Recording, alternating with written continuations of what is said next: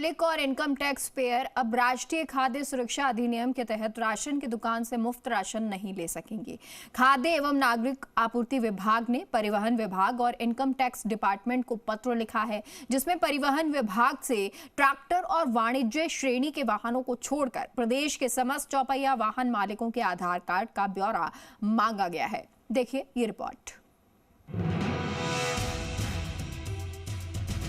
घर में एसी लगी है, महंगी कार भी है और टैक्स भी भर रहे हैं, लेकिन फिर भी गरीबों का राशन डकार रहे हैं।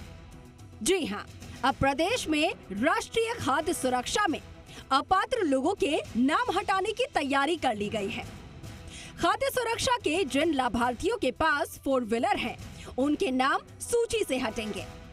इसी के साथ आय करदाता को भी NFSA की सूची से बाहर किया जाएगा।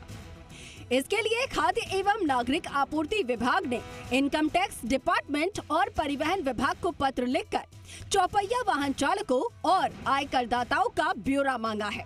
खाद्य मंत्री सुमित गोदारा ने बताया कि अभी गरीबों के गेहूं में घुन का काम अपात्र लोग कर रहे हैं। इनको बाहर करने के लिए अलग अलग स्तर पर काम किया जा रहा है। हाँ बिल्कुल, इनकम टैक्स विभाग को लिखा गया। जो इस योजना में लाभ ले रहे हैं, जैसे जिसका 4 व्हीलर हैं, तो 4 व्हीलर है उनकी सूची मंगानी हमने शुरू करी है। 4 व्हीलर इनकम टैक्स पे ही है, ऐसे व्यक्ति हैं, उनको हमारा प्रयास है जल्दी उस सूची से बाहर किया जाए।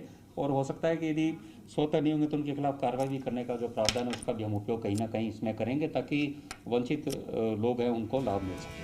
खाद्य एवं नागरिक आपूर्ति विभाग के प्रमुख सचिव भास्कर सावंत ने राष्ट्रीय खाद्य सुरक्षा योजना में पात्र लोगों को शामिल करने के लिए प्रदेश में जिला कलेक्टर और जिला रसद अधिकारियों को अपात्र लाभार्थियों के निष्कासन का अभियान चलाने के निर्देश दिए हैं।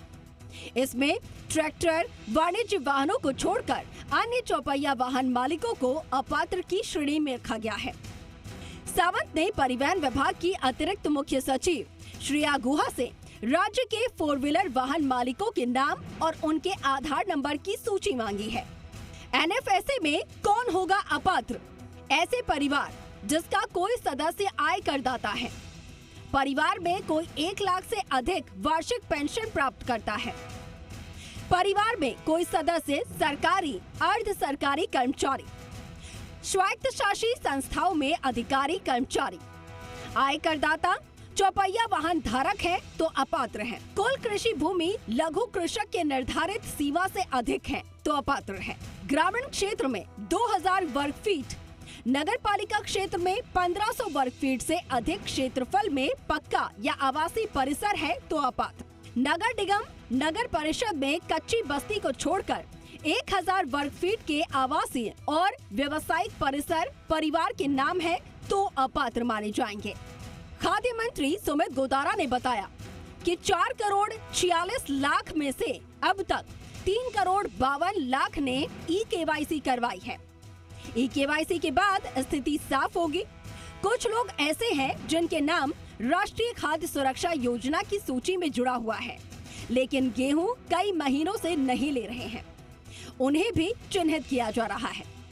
पर यह भी एक विषय सत्य है कि देश में जिस तरह गरीबी रेखा से लोग बाहर हुए हैं पिछले सालों में, तो ये संख्या जरूर कम होनी चाहिए। और जैसे हमें लग भी रहा है, जिस तरह अभी 436 जो ऐड हुए हैं 440 में से, उसमें मात्र 3 करोड़ 52 लाख लोगों ने ही अभी तक KYC कराया है। पर हमारा उद्देश्य क्या है? हमारा उद्देश्य है जो वास्तव में जिसको आवश्यकता है उसको राशन उपलब्ध हो, ये हमारा प्रयास है। मूल भावना ये है कि उसमें राशन हो। उन्होंने कहा कि राष्ट्रीय खाद्य सुरक्षा योजना में पूर्व में प्राप्त कुल 19.58 लाख आवेदन में से लंबित आवेदन 13.9 लाख में से परीक्षण के बाद नाम जोड़ने की कार्रवाई विभागीय स्तर पर प्रक्रियाधीन है।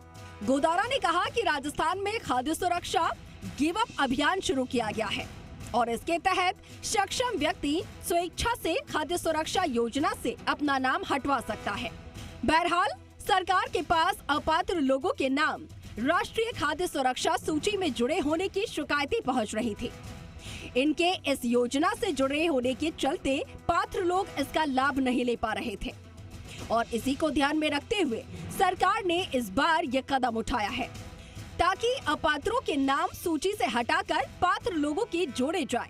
ताकि वो सरकार की योजना का लाभ उठा सके, क्योंकि सरकारी योजनाओं में अपात्र ही जरूरतमंदों से हक छीन लेते हैं। दीपक गोयल, जी मीडिया, जयपुर।